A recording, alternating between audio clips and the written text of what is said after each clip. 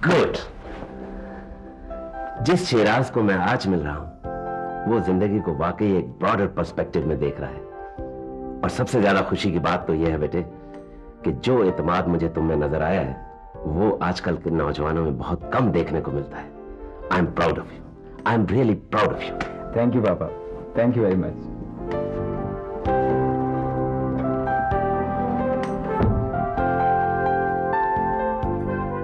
अरे ऐसी छोटी छोटी गलतफहमियों से घर नहीं टूट जाते, जिंदगी और मोहब्बत के रिश्ते खत्म नहीं हो जाते। मैंने और तुमने मिलकर कितने बरस साथ गुजारे, कभी सोचा तुमने? ये अचानक आज तुम्हें मेरा ख्याल कैसे आ गया? मैंने तुम्हें टेलीफोन किया, तुम बात सुनने को तैयार होती तब ना। मैंने तुम्हें बताया था ये सब एक खास प्लानिंग के तहत हो रहा है और उस प्लानिंग में तुम्हारा फायदा है, नुकसान नहीं है। तो तुम पहले भी तो यहां आ सकते थे ना? हाँ, आ सकता था, मेरा घर है, देर या बदेर आने। साफ क्यों नहीं कहते? सोबिया की वजह से मजबूरन तुम्हें यहां आना पड़ा। For God's sake, समझने की कोशिश क्यों नहीं करती?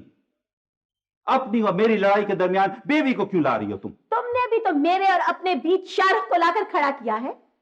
ओह माय गॉड, तुम इतनी बदगुमान हो सकती हो, मेरे गुमान में भी नहीं था। अच्छा, तो शाहरुख से शादी नहीं कर रहे तुम?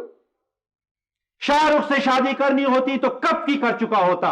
शाहरुख से शादी नहीं कर रहा, नहीं कर रहा। देखो प्लीज मेरी बात समझने की कोशिश करो। मुझे और तुम्हें मिलकर कुछ बेबी के बारे में भी सोचना चाहिए।